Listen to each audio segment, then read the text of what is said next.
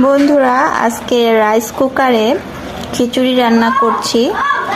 তো আমি দেখো খিচুড়িটা বসিয়েছি আর সুইচটাও কিন্তু দিয়েছি। এখন একটু কষিয়ে নিব, যদিও রাইস কুকারে খুব একটা ভালো করে কষানো যায় না, তারপরও যতটুকু সম্ভব এটা আমি আগে পানি ছাড়া কষিয়ে নিব। তো এখানে আমি কি দিয়েছি দেখো, চাল দিয়েছি, তারপর ডাল হচ্ছে 2 রকমের ডাল, মশারি ডাল দিয়েছি অল্প পরিমাণে, আর হচ্ছে মুগ ডাল দিয়েছি একটু বেশি পরিমাণে, কারণ মুগ ডালের খিচুড়িটা আমার কাছে মনে হয় বেশি মজা লাগে, এর জন্য মুগ ডালটা একটু বেশি পরিমাণে দিয়েছি। আলু দিয়েছি, পেঁয়াজ, মরিচ আর ছোট রসুনের কোয়া দিয়েছি। তারপর হচ্ছে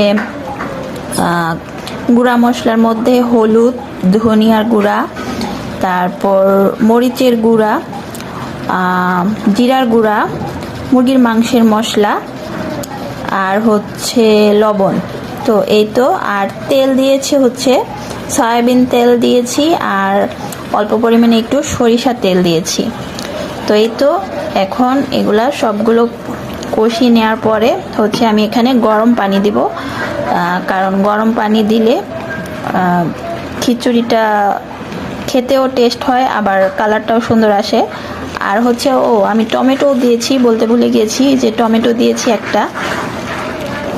তো যাই হোক, মোটামুটি গরম হওয়া শুরু করে দিয়েছে, এই দেখো। তো এখন আমি এটাকে নেড়েচেড়ে একটু কষিয়ে নিব। আরও কিছু জিনিস দিয়েছি বন্ধুরা, সেটা তোমাদের বলতে ভুলে গিয়েছি, সেটা হচ্ছে তেজপাতা দিয়েছি, আর হচ্ছে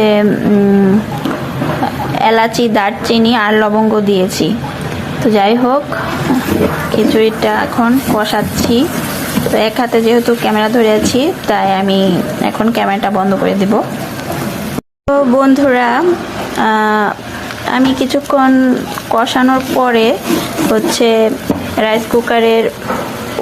রাইস কুকারটা ওয়ার্মে চলে গিয়েছিল। এরপর হচ্ছে আমি একদমই সামান্য পরিমাণ পানি দিয়েছি। তো পানি দিয়ে আরেকটু কষিয়ে নিচ্ছি, একদমই সামান্য দিয়েছি, মানে খুবই অল্প। তো আরেকটু কষিয়ে নিয়ে তারপর আমি এখানে পানি দিয়ে দেব, গরম পানি।